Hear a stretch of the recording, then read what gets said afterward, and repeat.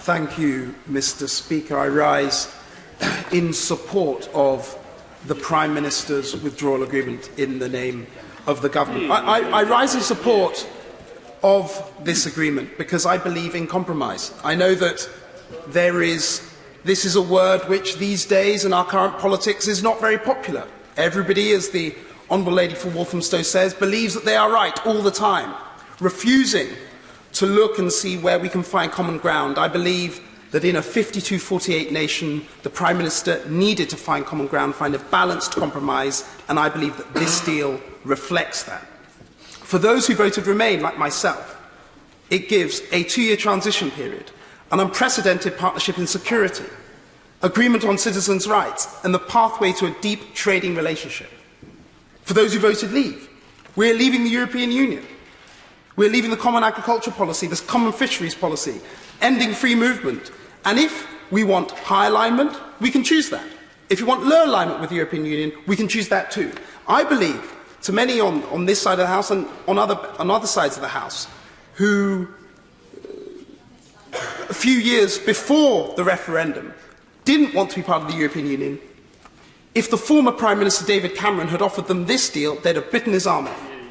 And I believe that we should all consider that. Now, in the time remaining to me, I'd like to examine sort of what happens on the no-deal scenario, if we end up with no deal. Now, I think we've heard a lot from many members about how devastating this would be. But I would just urge all members of this House, and anybody who thinks that no deal is, if not necessarily a good idea, won't be that bad and is manageable, to speak to any manufacturing business, retail businesses, agriculture, the National Farmers Union, the CLA, many senior civil servants who have worked on these issues in government and know the parlous state of how things are. And then when considering WTO rules, actually examine what that really means. The tariffs and quotas would need to be negotiated individually, country by country. Do not expect every single country to accept it unilaterally. There would be a negotiation. That would take time. And all the countries are watching this debate. They would see the difficulties we're in and may seek to take advantage of that. This would take time. It would not be straightforward. And for those who say, well, we'll just do zero tariffs on everything, just to make things easier. Well, we could do that.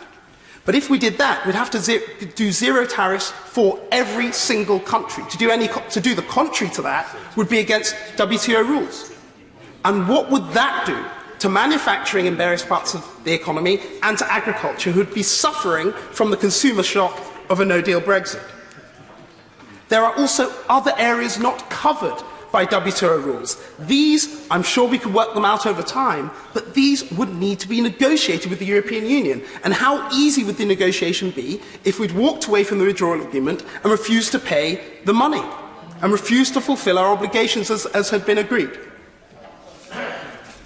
There are those that suggest that this agreement puts us in a poor negotiating position, and I think it is fair to say that it is going to be a difficult negotiating position. We are one country against 27. That is going to be difficult. It is also going to be difficult to get the 27 to agree because they will have divergent interests. But that was always going to be the case, whether that's a WTO exit, a negotiated exit like this. That is always going to be difficult. And in my last seconds, I'd like to urge the Chancellor and the government in this way. The first point, please, if this deal doesn't succeed, speak across the House, consider... Thank you very much.